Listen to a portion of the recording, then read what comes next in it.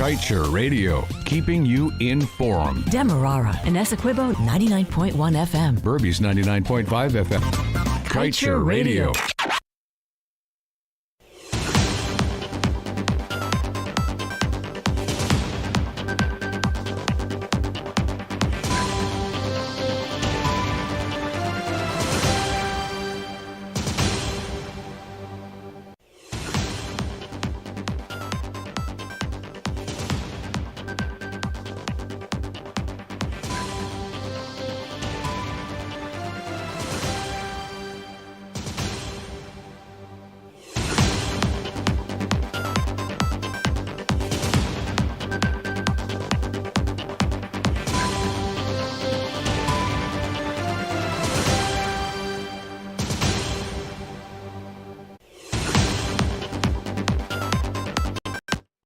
Good day. Welcome to your news at noon on Kaieteur Radio. I'm Kevin Smith, and in your news today, opposition leader Aubrey Norton is stunned at the government's failure to operate funds in this year's budget to help the country improve its auditing and monitoring capabilities as oil production activities continue to accelerate.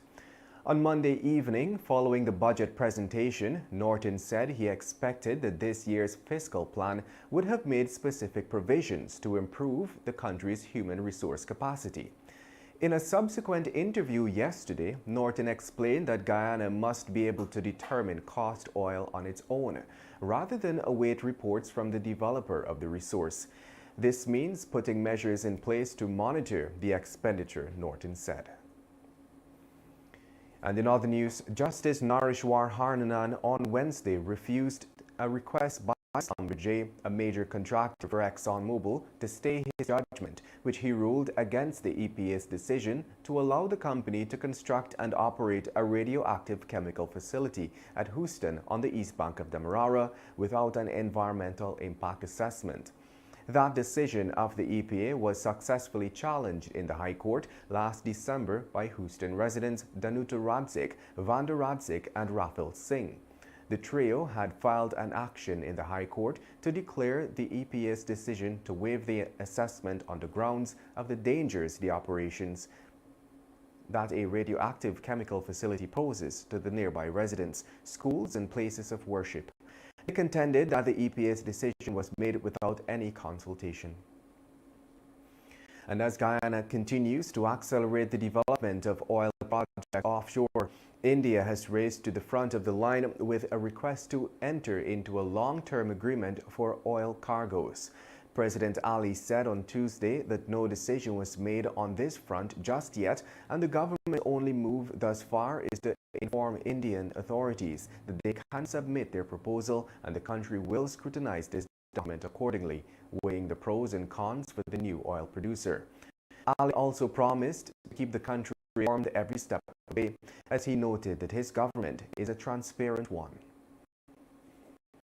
Meanwhile, two international consultants vying to review ExxonMobil's field development plan for the company's fifth project at the Uaru oil field in the Stabroek Block bid almost $1 million to do the job.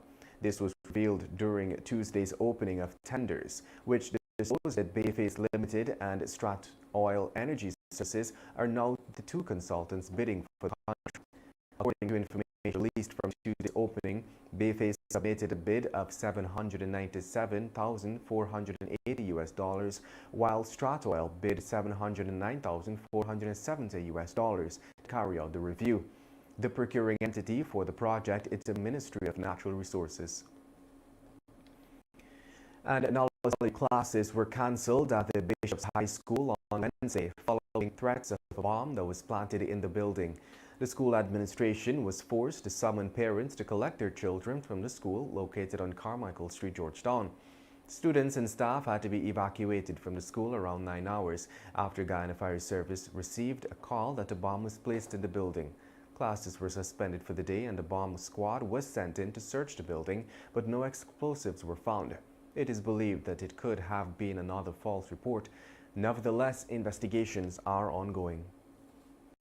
And just before we head to a short break, let's tell you Georgetown police are looking for an Alboystown man who sold his motorcycle during the Christmas holidays last year and then reported it stolen for the new year.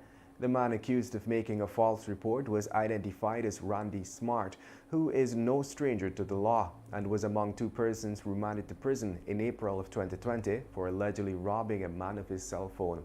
It is unclear if Smart was ever convicted for that crime, but a man who was unaware of his rap sheet agreed to purchase a motorcycle from him on December 23rd last for $220,000 and had even signed a legal sales agreement with Smart in the presence of a justice of peace. Get the full details in today's Kaieteur News. And at this time, we'll take a short break and return. So, of course, stay tuned to Kaieteur Radio.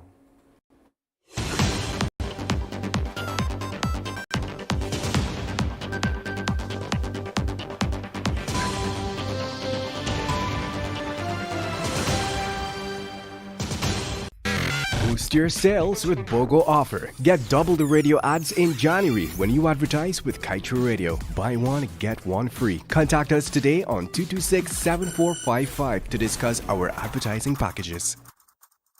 Not a single bar of service. Not with us. Digicel officially has the best mobile coverage in Guyana. Be it in Aishalton or in Etteringban, we got you covered. Digicel, better together.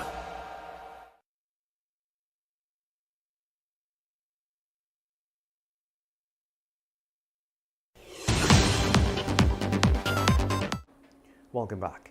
In addition to the $780 million being used to rehabilitate City Hall, another $263.2 million from this year's budget has been set aside for construction work to the building, taking City Hall's restoration cost to just over $1 billion.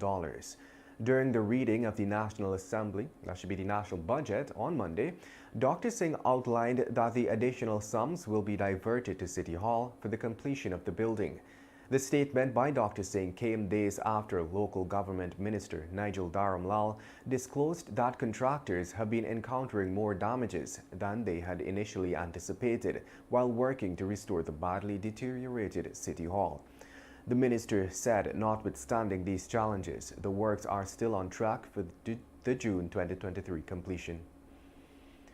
Meanwhile, local shipping company John Finance Limited has secured a $4 million corporate loan from the Inter-American Development Bank to purchase a new mobile handline crane aimed at increasing its capacity to handle international cargo at its port facilities operated here.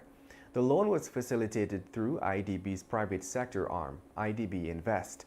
The entity finances projects to advance clean energy, modernize agriculture, strengthen transportation systems, and expand access to financing.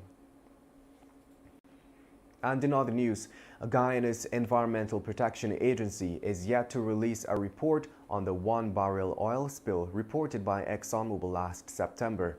But President Ali's position is that details on each such incident must be made public.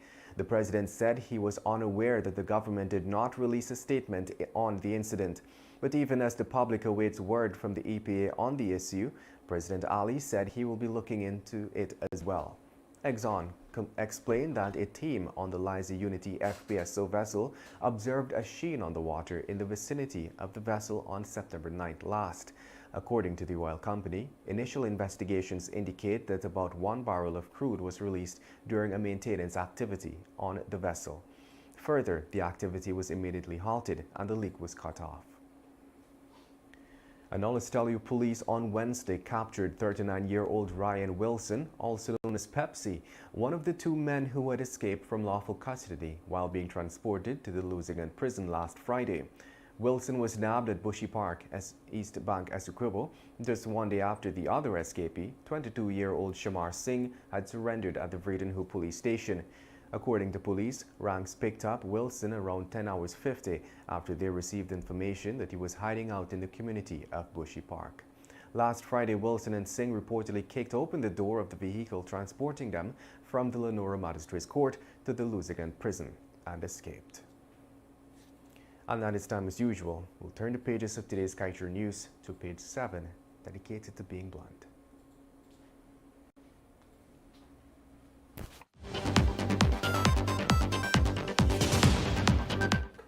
President to India, now Vice President also to jet off. The President went to India and finalized some national business. Now the Vice President will soon be jetting off to India to tie up oil deal. The President is quite capable of doing business for Guyana. So what is this business about the Vice President now flying off to India to close oil deals? Guyana's President does not need a babysitter or a second guesser. So what is it that the Vice President can't do? What is it that the President can't do that the Vice President can? And on that note, we end today's News at Noon. I'm Kevin Smith. Thank you for listening.